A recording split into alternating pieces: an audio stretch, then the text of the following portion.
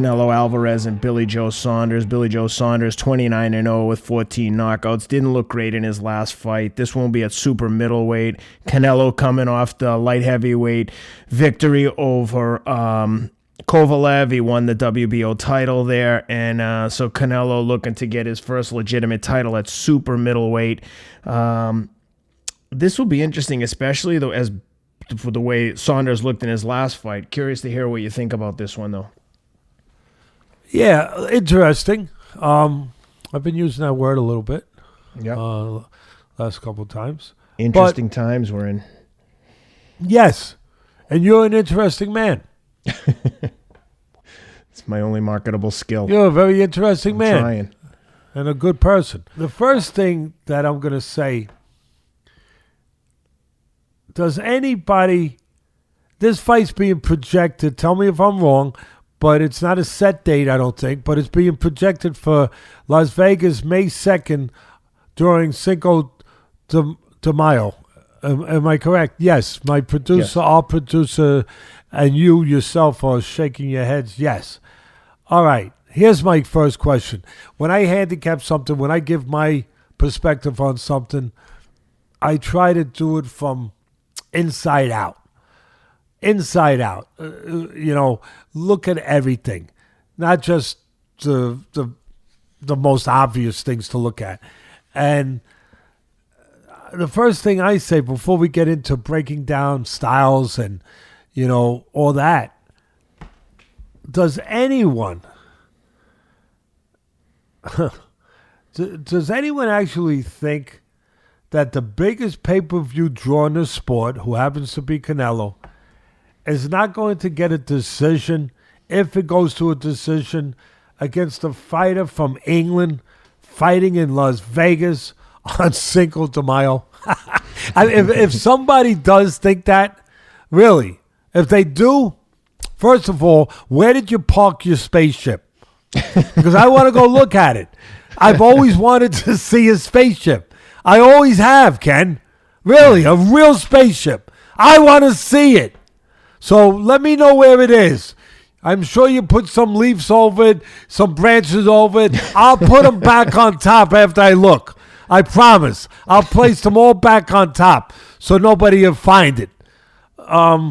Because boxing doesn't work that way, okay? It's not always fair and honest.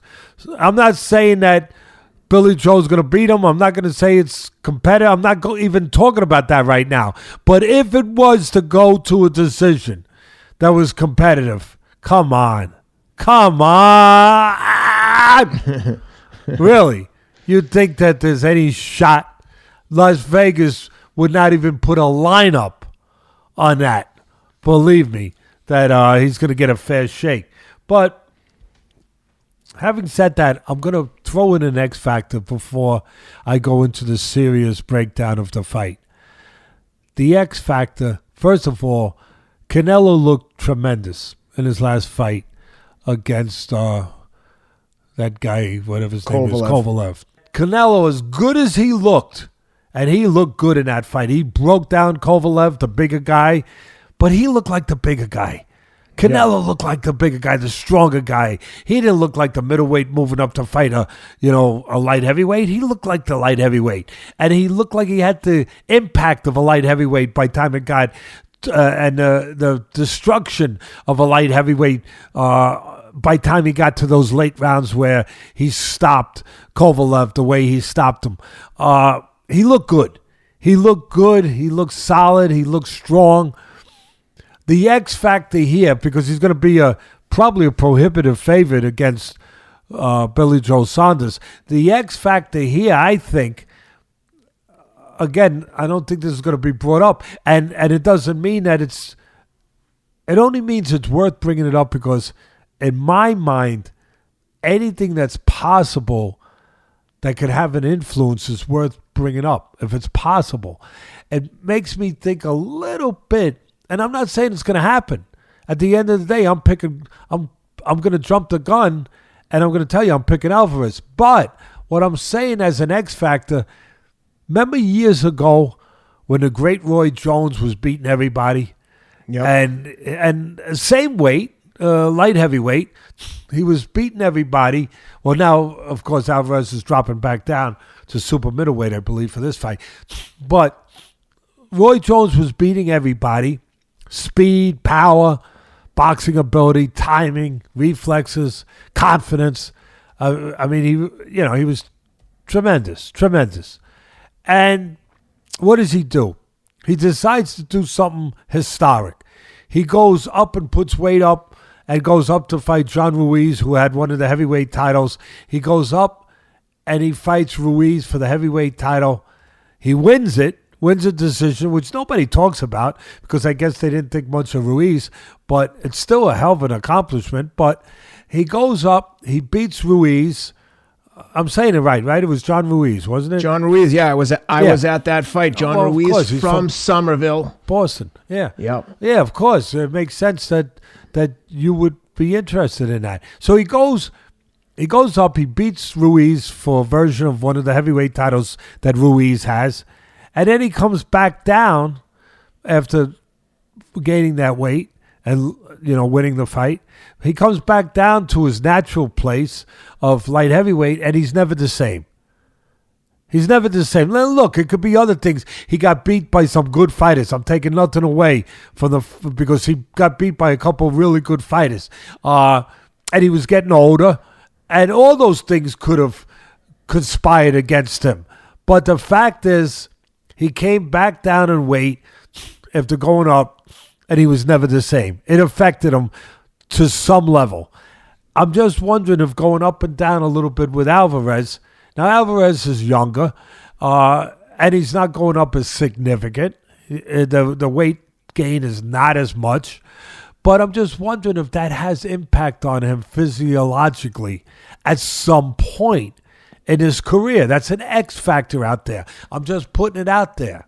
That's all. But having said that and doing my job to put everything out there, I think, I'm going to say that Billy Joe Saunders represents to me an overachiever. He represents a guy who doesn't have the greatest of talent. He has good talent, but he's not great in one area. But he's solid in all areas. There's not one area you can say he's bad. Oh, he stinks in that area. No, he's solid in all areas, but he's not great. He doesn't have great ability. Canelo, you could say, has great talents in certain areas. That he's a really good puncher. He's a really good body puncher. You could pick something where you say he's really extraordinary in that area. Saunders isn't that guy. He's a guy that's well-rounded. He's a guy that, again, an overachiever, we like to call those guys. Blue-collar guy. A guy who's technically sound. I'm giving him credit. I'm not taking away from him. I'm just making points. He's a guy that he crosses his T's. He dots his I's when it comes to his approach. He does everything the right way from a technical standpoint. He's good. Yep. Yeah. He has not fought the caliber or shown that he can fight the caliber that Canelo has fought.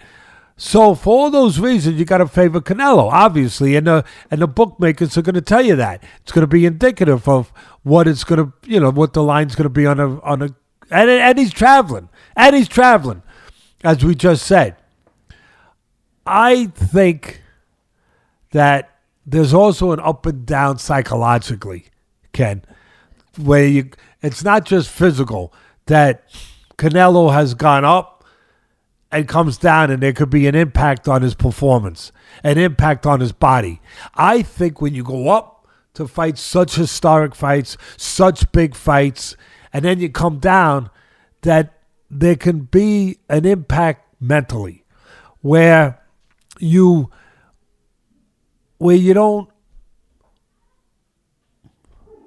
get flat, where you can get a little flat, where you go up and you get up for this big accomplishment, and and all the other big fights that he's been in so many big fights, the Triple G fights, of course, that weren't all that long ago, at middleweight, and now you go up and you win a light heavyweight, you come back down, you're fighting a guy that you expected to beat, right? And psychologically, you can have you can have a little bit of a pitfall.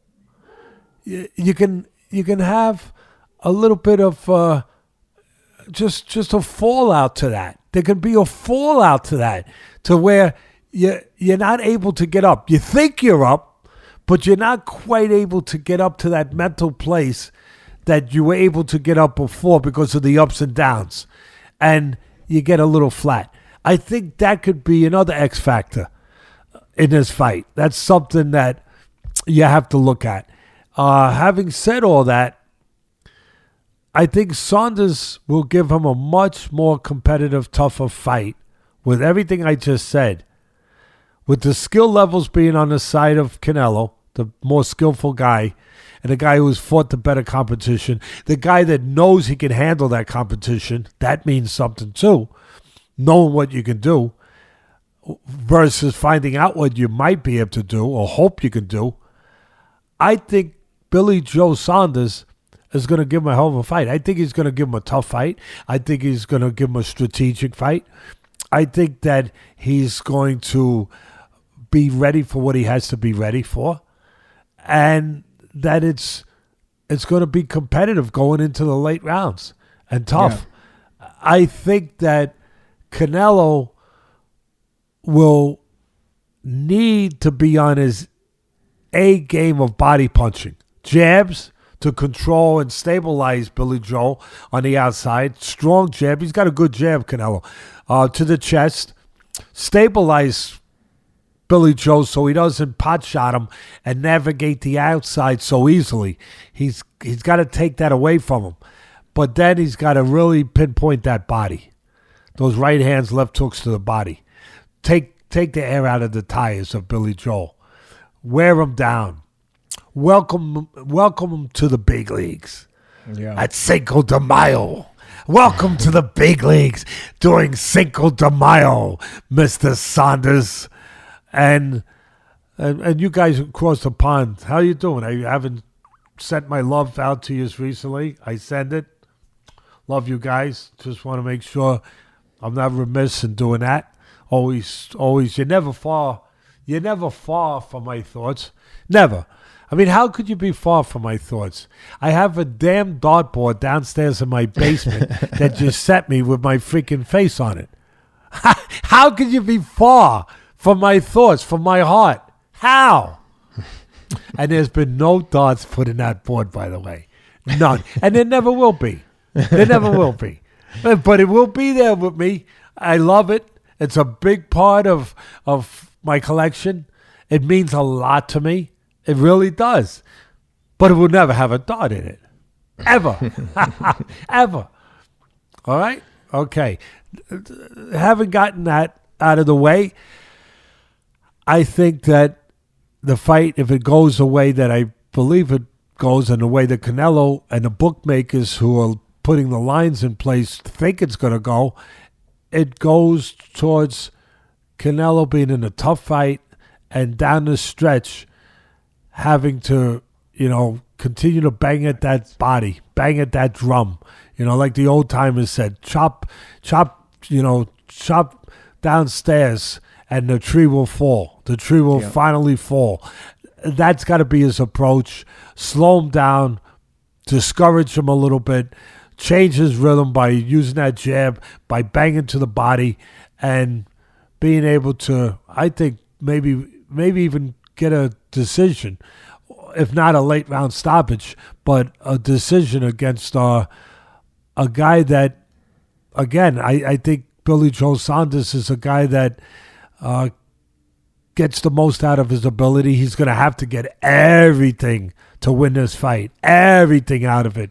But Canelo does give you moments. He does give you hope. Where does he give you hope, Teddy? He gives you hope where he's not the busiest guy. It's not like he's throwing 100 punches around, and I'm just throwing that out as an arbitrary number. But he's using his jab, he's throwing the right punches, using the uppercut at the right time, going to the body. He's doing his thing. But he's not a guy who's constantly spitting punches out every second. He gives you lulls. He gives you moments. He gives you reprieves a little bit. You know, he puts some pressure on you. It's fairly, but it's not a pressure that's closing the gaps all the time. There's a certain pause that gives you a chance to get a little bit of a pit stop, if you will, every once in a while. So because of all that, I'm going to say that's going to be a good fight.